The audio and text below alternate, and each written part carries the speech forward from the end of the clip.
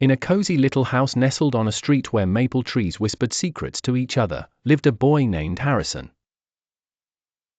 Harrison loved building. Not just any building, mind you, but magnificent, skyscraping towers made of colorful blocks.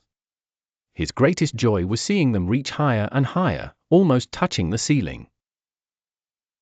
One sunny afternoon, Harrison was hard at work on his grandest creation yet, the Sparkle-Spire.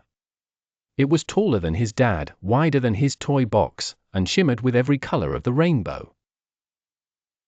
He carefully placed the very last, sparkly golden block on top. Perfect, he cheered, clapping his hands. But just as he admired his masterpiece, his playful puppy, Pip, zoomed into the room, tail wagging like a wild pendulum. Whump! Pip bumped right into the Sparkle-Spire's base. The tower swayed, it wobbled, and then, with a soft clatter crash, it tumbled into a heap of colorful blocks. Harrison's mouth dropped open. His eyes welled up.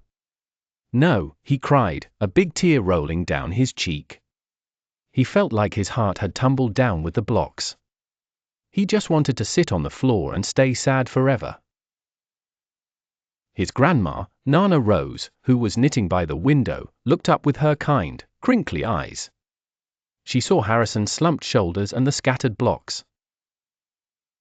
"Oh, dear," she said softly, walking over and sitting beside him. "Your Sparkle-Spire took quite a tumble, didn't it?"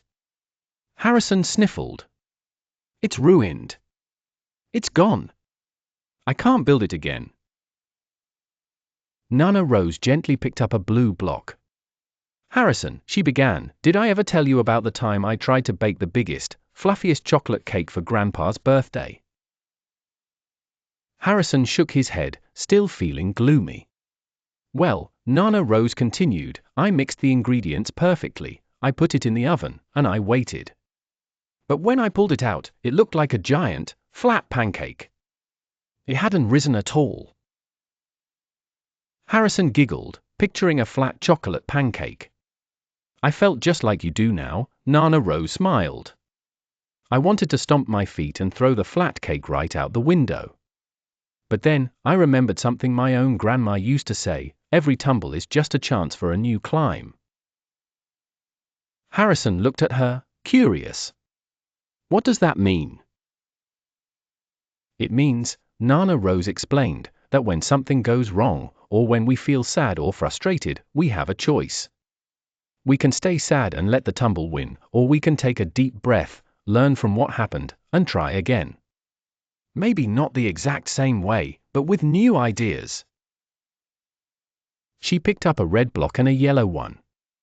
"My flat cake wasn't a cake, but it was delicious chocolate batter.